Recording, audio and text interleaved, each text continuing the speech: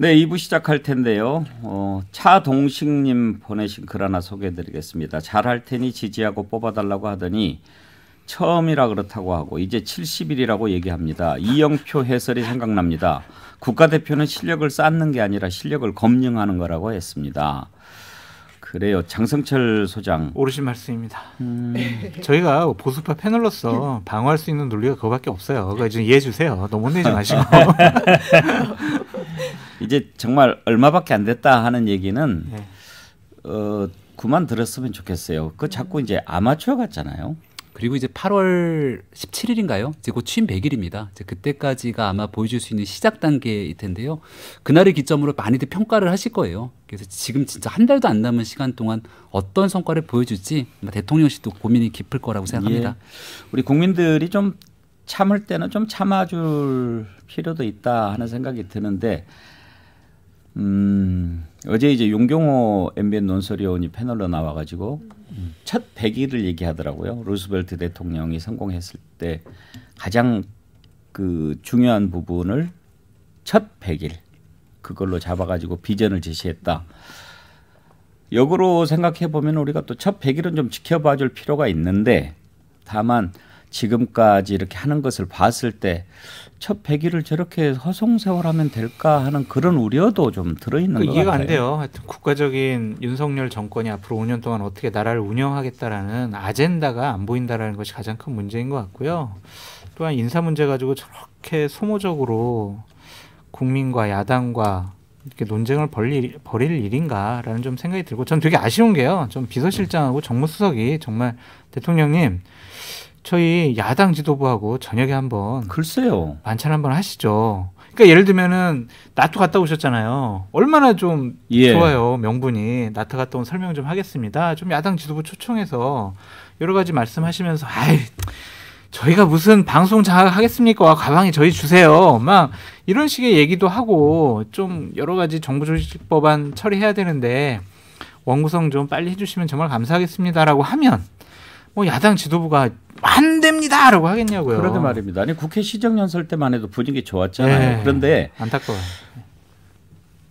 그 원로들께서 그런 얘기를 많이 하셨어요. 김병민 위원장도 들으셨겠지만 맨 처음에 당선돼서 이제 인수위 시절에 이렇게 그 주변 사람들하고 같이 우리가 매일 먹는 점심 메뉴가 뭔지 알 정도로 이렇게 막 먹었잖아요. 네. 어느 날은 육개장 먹고 피자도 먹고 다 좋은데 그런 모습 참 보기 좋은데 야당도 좀 만나는 모습을 봤으면 좋겠다. 그런 얘기들을 했거든요. 근데 네.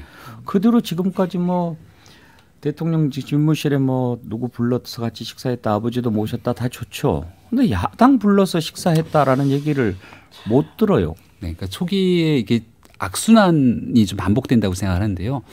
그러니까 지지율이 계속 빠지는 나토 정상회의 이후로 만날 수 있는 좋은 기회인데 나토 정상회의를 다녀오면서부터 김건희 여사와 인사 문제가 불거집니다. 야당의 총공세가 시작되기 시작했고 지지율이 계속 빠지는 국면이어서 뭔가 만났을 때 불리한 국면에서 계속 수세적인 측면을 가니까 더 적극적으로 못 만나게 되는 상황이 온 건 아닌가에 대한 고민도 하게 되는데요.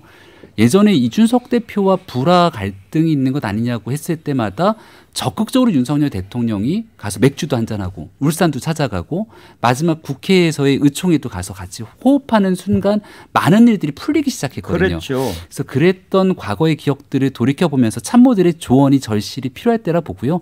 아마 이런 내용들 다 듣고 어느 정도 시기에는 야당과 같이 소통하기 위한 노력들 제대로 하지 않을까 기대해 봅니다. 그러니까 국민들이 그때는 아쉬우니까 그렇게 했고 이제는 대통령 됐으니까 안 하냐 이렇게 생각할 수 있단 말이에요. 그렇지는 않을 거라고 저는 확신하는 게요. 그래도 한 1년 가까이 바로 옆에서 지켜보지 않았습니까?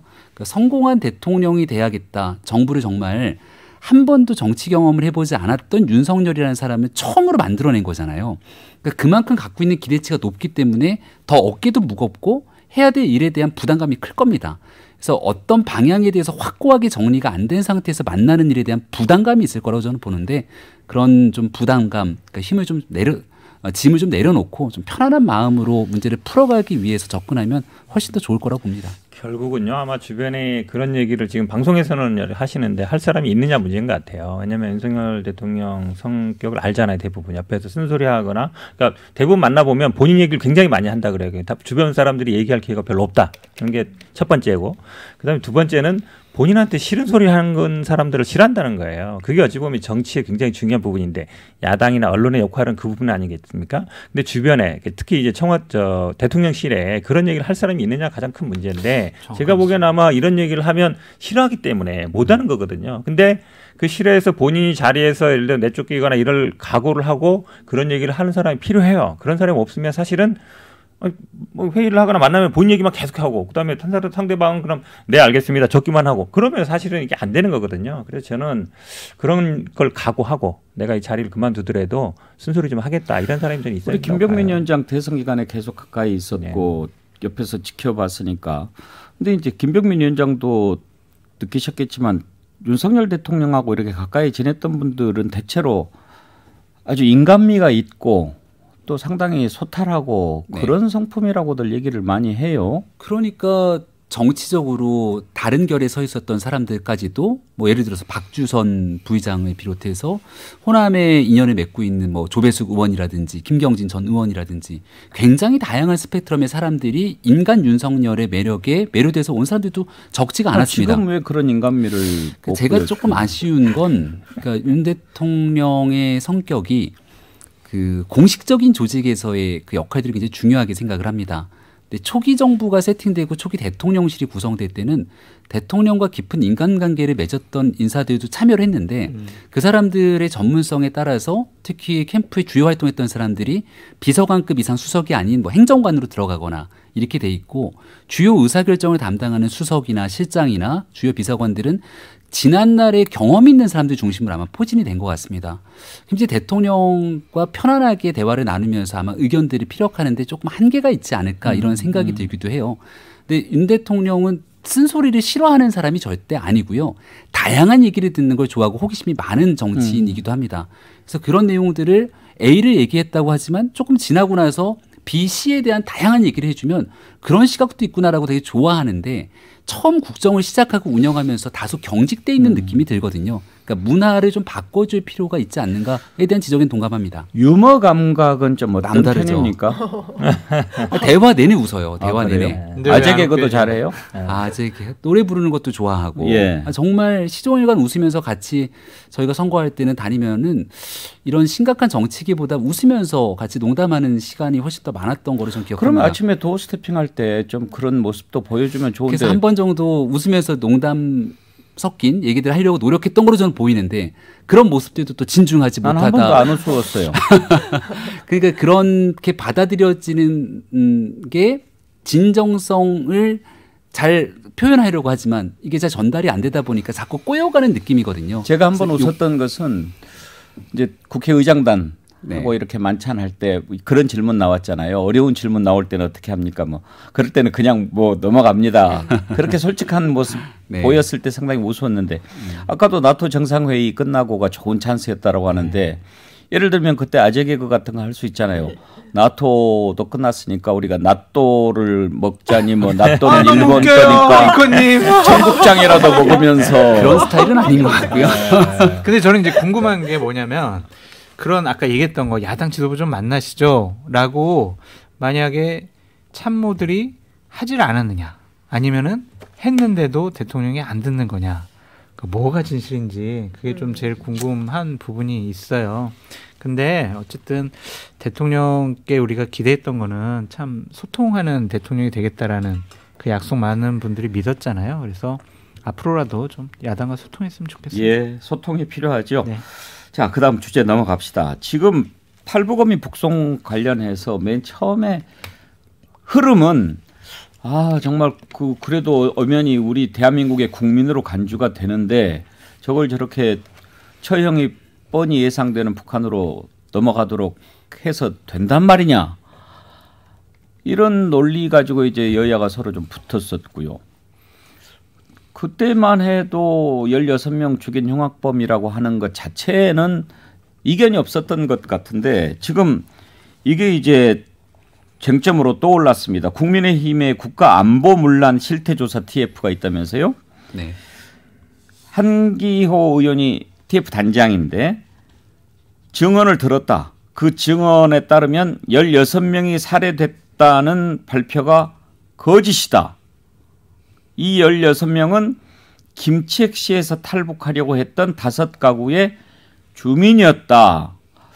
16명이 오징어잡이 배로 탈북하기 위해서 육지에 1명이 하선한 뒤에 16명을 인솔해서 승선하기로 했는데 보위부에 체포돼서 오징어 배에 남아있던 2명이 낌새를 알고 체포 직전에 남아했던 것이다.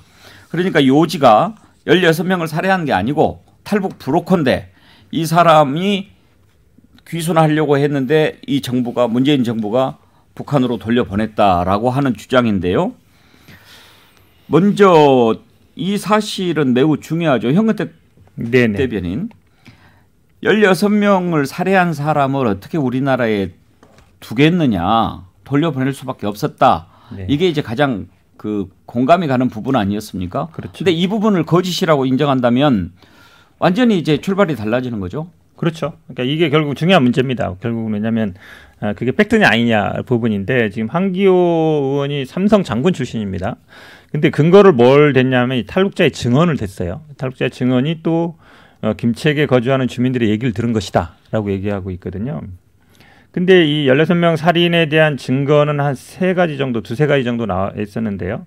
일단 이제 한미연합 국방부 SI 도감청 자료지 않겠습니까? 지금 얘기처럼 이분들이 이제 바로 넘어온 게 아니기 때문에 들어갔다가 1명 내리고 잡히고 또 왔다 갔다 하면 2-3일 동안 동해상에서 헤맸단 말이죠. 그러면 북한군도 북한군끼리 통신을 할 거고 어민도 뭐 본인이 만약에 무전기에 있으면 통신할 거고. 그러니까 NLL이나 휴전선 근방에서 이루어지는 뭐 무선 통신이나 유무선 통신은 거의 100% 도청이 되거든요. 그럼 그 주고받는 대화를 거의 들었을 거란 말이죠. 그거는 이제 국방부 SI 자료를 본 건데, 그건 이제 한미가 연합해서 같이 보는 거 아닙니까? 이제 그 자료로 판단한 것이고, 그 다음에 중요한 거는 이제 합동신문 조서라든지 보고서 같은 거거든요. 이제 그 부분에 이제 본인들이 조사를 했을 때 분리 신문했을 때 서로 인정했다는 게 있고 진술서도 있다는 거 아닙니까?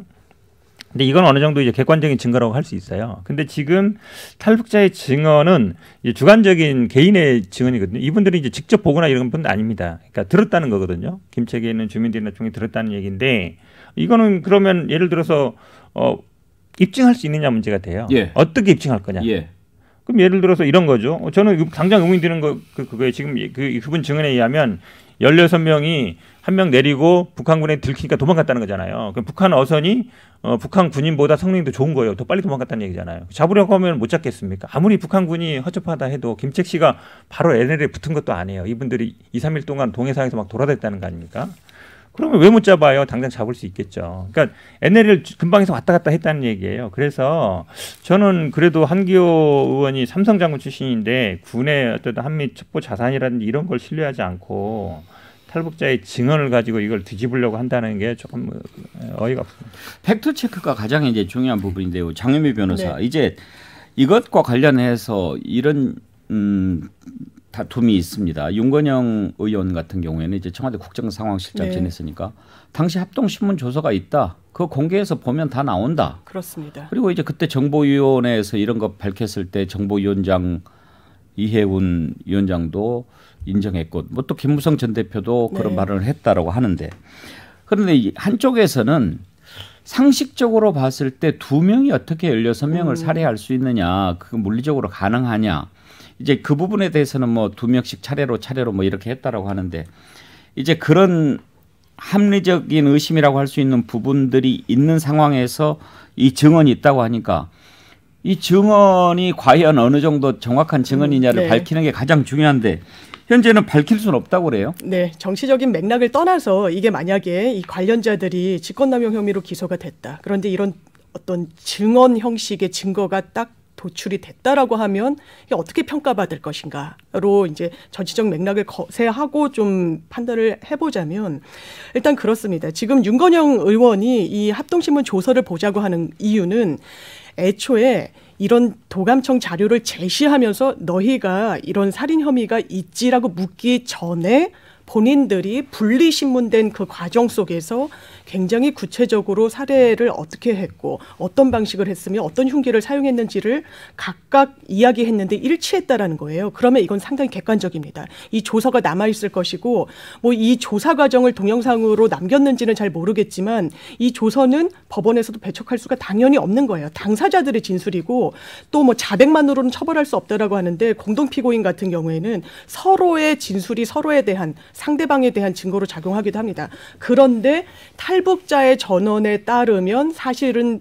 이 북송된 2명이 탈북 브로커였다라고 하면 상당히 이게 돌출적이에요. 왜냐하면 종전에 본인들이 진짜 브로커라면 남한의 이 귀순하는 과정 중에 NLL 상에서 막 이렇게 경고 사격에도 불응할 필요가 좀 없어 보이고요.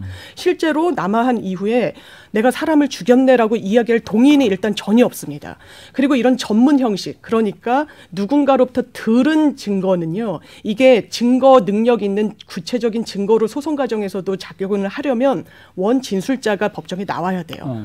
북한에서 그 이야기를 했던 사람이 나와야만 이게 판사가 볼 수 있는 증거, 유죄의 근거로 활용이 되는 건데 굉장히 돌출적인 점, 지금까지 맥락에서 굉장히 많이 튀어나온 이런 증거라는 점에서 저는 지금 시점에서는 신빙성이 상당히 낮다라고 판단하고 싶습니다. 장성철 소장 말씀 듣기 전에 한걸음 아이디 쓰시는 분이 앵커님 살인한 사람은 3명입니다. 이렇게 고쳐주셨는데 그런가요? 네. 처음에 3명이었다가 1명을 내리고 2명이 왔다는 게 이제 초창기 얘기였었던 건데 그 내용 전체가 좀 다르다라고 지금 나오고 있는 거죠. 예.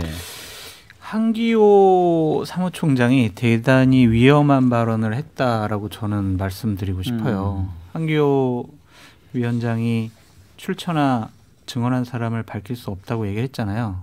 제가 밝혀드리겠습니다. 예. 그러니까 2019년 12월 17일 날 리버티 코리아 포스트라는 인터넷 언론사가 있어요. 네. 거기서 똑같은 내용을 그날 보도했었습니다. 그걸 갖고 지금 한기호 위원장이 얘기하는 것이 아닌가라는 걱정이 있어요. 거기에도 똑같아요. 탈북자의 증언에 의하면 이랬다. 똑같아요. 지금 한기호 위원장이 얘기한 거랑. 그래서 과연 이게 여당의 위원장이 보다 더 정확한 소스를 갖고 얘기를 하신 건지 심히 걱정스러워요. 네. 지금 그러면 장성철 소장 보시기에 뭐요? 리버티 코리아 포스트. 리버티 코리아 포스트. 인터넷 언론사. 거기에 나와 있던 똑같아요. 그 내용이 완전 똑같습니까? 똑같아요. 네, 똑같아요. 그러면은 그렇게 밝혀야 되는 거 아닌가요? 그런 주장도 모르겠어요. 있다 해야지. 네. 한기호 단장 얘기는 믿을 만한 증언이다. 그런데 지금 뭐 그 사람 신분을 지켜야 되니까 보호해야 되니까 밝힐 수 없다. 예를 들면 이럴 수가 있겠죠. 리버티 코리아 포스트라는 그 언론사에 증언을 한 그 탈북자가 이번에 다시 한기호 위원장에게 증언을 새롭게 했을 수도 있을 것 같아요. 예. 그러니까 뭐가 온지 모르겠어요. 그러니까 너무 지금 다양한 정보들이 과거에 발표됐던 거랑 현 정부가 발표하는 거랑 너무나 다르기 때문에 저희가 어떤 것이 정확히 모르는 상황에서 평론하기 되게 어려운데 정확한 제가 팩트는 하나는 어쨌든 한기호 주장의 얘기는 똑같아요. 그러면 진실 공방으로 끌고 가려고 하는데 지금 국민의힘은 방향을 잘 잡은 것 같지 않다고 보십니까? 저는 이 사건 자체를 자꾸 대통령실이나 여당에서 계속 문제를 삼는 건 저는 이해가 되질 않아요. 검찰 수사가 진행 중이잖아요. 그러니까 검찰 수사 결과 나온 다음에 전 정부 문재인 정권이 무슨 잘못을 했고 무슨 거짓말을 했는지 그것을 밝히면 되지 왜 지금 정치인 공방을 하냐고요. 저는 이해가 되질 않습니다. 김병민 위원장은 지금 이 접근에 대해서 어떤 의견이신가요? 일단 리버티 코리아 포스트 말씀 주셔서 검색을 해보니까 조선일보에 2019년 12월 달에 기사가 난 게 있네요. 살해 혐의 주방 북선원 2명, 사실은 16년 탈북시키려던 청년들이라고 나왔고 여기 리버티 코리아 포스트가 북한에 있는 소식통을 인용해서 얘기를 한 것을 받아갖고 얘기를 한 겁니다. 그러니까 북한의 소식통이 어떤 방식의 얘기를 꺼내서 이렇게 나왔는지 확인할 필요가 있는데 지금부터 중요한 건 그동안 문재인 정부에서 얘기했던 많은 내용들을 바탕으로 우리는 판단하고 생각하고 있었던 것인데 저는 사실 신뢰가 많이 떨어진 이유가요. 대한민국 서해 피살 공무원에 대해서 월북이다 이렇게 낙인을 찍어버린 게 지난 정권 아닙니까? 그리고 그 월북이라고 단정할 수 없는 수많은 일들이 일어났기 때문에 저는 북한 문제에 관한 문재인 정부의 정치적 해석 그리고 그동안 해왔던 얘기들의 신뢰성이 상당히 떨어진다고 생각합니다. 조금 전에 연합뉴스에서 새로 나온 기사를 보니까 정부 관계자발 뉴스를 하면서 일단 이들에 대한 처형이 확인됐다 이렇게 나오고 분리신문이 일치했기 때문에 16명 살인에 대한 것들을 그동안 쭉 주장을 해왔잖아요. 두 사람이 증언을 일치한다. 분리신문 내용이 전혀 일치하지 않는다는 겁니다. 전혀까지는 아니지만 상당 부분 일치하지 않는다. 그리고 15명인지 16명인지조차도 정확히 확인되지 않는다. 이런 얘기가 조금 전에 기사화되고 있습니다. 정부 관계자발 발언이기 때문에 이 정부 관계자는 누구며 또 어떤 근거를 바탕으로 얘기했는지가 좀 필요하겠죠. 전체적으로 오늘 나왔던 기사 중에 노영민 비서실장 주재로 북송 결정했다. 그리고 난 다음에 거기 국정원장도 참여하지 않았다 등에 대한 상식적으로 납득하기 어려운 일들이 일어났던 것만은 분명하지 않습니까? 그리고 그 뒤에 김정은에 대한 초청 등을 노력했던 문재인 정부의 행동들을 보게 된다면 의구심이 갈 정황들이 많아서 저는 정치적 정쟁 이런 얘기 나오지 않게 정치적 판단 다 걷어내고 진짜 인권에 관한 측면으로 진실을 바라봤으면 좋겠다는 생각이 듭니다. 인권 이전에 저는 그 사실 여부를 좀 밝혔으면 좋겠어요. 이게 16명 살해한 흉악범이다라는 것까지는 논란이 없었거든요. 그전에. 정부의 주장 바탕으로. 예.